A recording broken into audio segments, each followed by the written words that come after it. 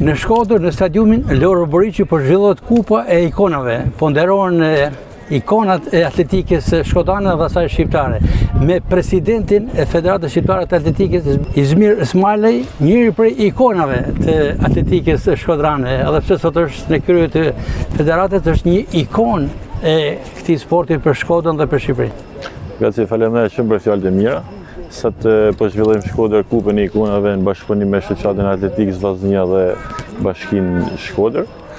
Tashmë kjo aktivitet është kthyer një traditë në Shkodër në nder dhe përkujtim të figurave të njohura ish atletëve dhe ish trajnerëve që i kanë dhënë aq shumë atletikës shkodrane dhe asaj shqiptare.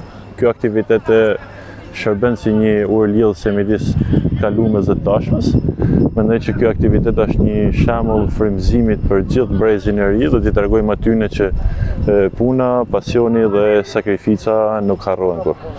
Është një nismë shumë pozitive e klubit Vllaznia e Bashkisë Shkodër, por padyshim që po mbështetet nga Federata Shqiptare e Atletikës dhe do të jetë kjo traditë në vazhdimsi. Pa diskutim, as nuk diskutohet. Federata Shqiptare e Atletikës do jetë gjithmonë mbështetëse të këtyre eventeve që marrin traditën gjallë, dhe aq më pak në Shkodër ku atletika shkodrane është djepi i atletikës. Mund thash me herët sepse ju jeni produkt e këtyre ikonave dhe padyshim që jeni krenar, që keni dalë nga Shkodra.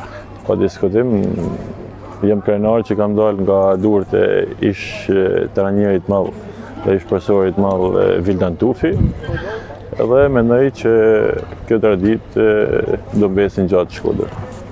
Izmir, sa rëndësishme është të ruhet kjo dhimbësi, duke qenë se sidomos në Shkodër Vllaznia është padur sërish kampione, madje duke vazhduar të thyejë rekorde atletët e saj.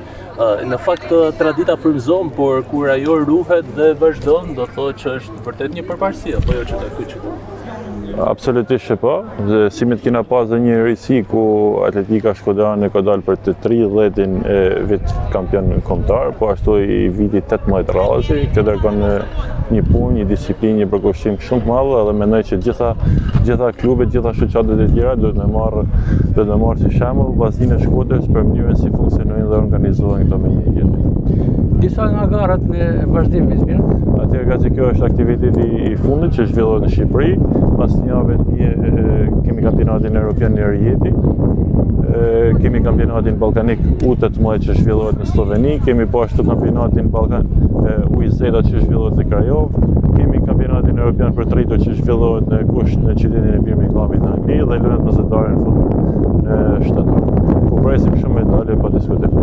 Faleminderit. Faleminderit.